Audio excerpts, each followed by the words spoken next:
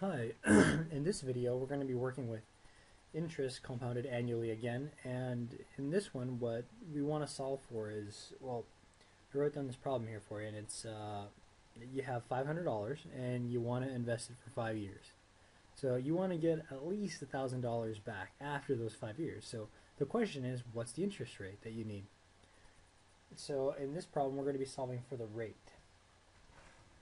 And so let's start plugging those numbers in. So first thing is the formula. So the future value is equal to the principal times 1 plus the rate raised to however many number of years. So the future value in this, we know what it is because we say, well, we want to get to 1,000. So that your future value is 1,000, and your initial principal, that's the $500 or the initial amount, and you want to multiply that into 1 plus the rate. And here the rate is 5%. Oh wait, no, it's not 5%. Sorry. We're actually solving for this. So that's unknown. But we do know how many years, and the years is 5 years. So we're solving for the rate. Sorry about that. So first thing we do is let's move over the 500. So 1,000 divided by 500, that's going to be equal to 2. So 2 is equal to 1 plus r raised to the 5th power. Now we're just going to do the opposite, so we're going to do the 5th. And that's equal to 1 plus r.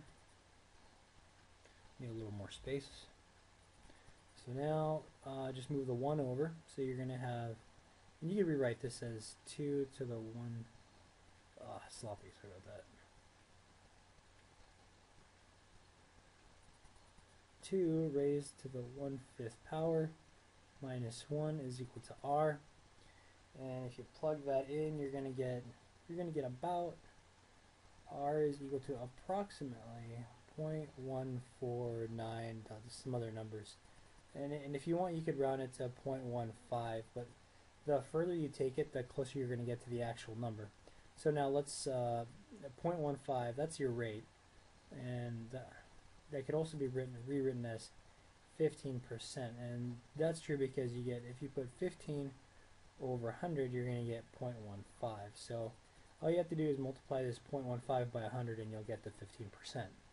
So let's check that to see if we're correct. So let's pretend as if we don't know what the future value is, and then let's say we do know that 500 plus 1 plus, and then we're going to say the rate is 0.15. Well, let's do 0.15.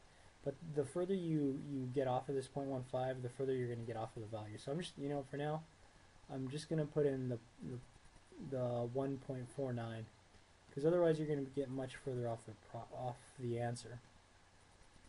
And it's going to be for 5 years. And if you actually plug those values in, what you're going to notice is that you're going to get a future value of about $1,001. So it's pretty close. But I mean, if you want to get it closer to the 1,000, then this rate you just have to keep adding digits until you get it within a value that you're comfortable with.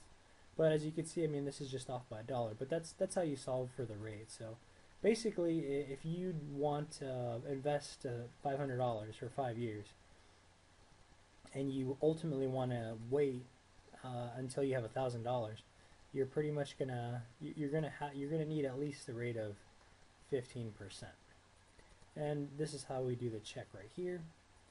And our check was correct, and that's your rate right there. So anyhow, I hope you enjoyed the video. If you liked it, please like it, and well, good luck in your classes.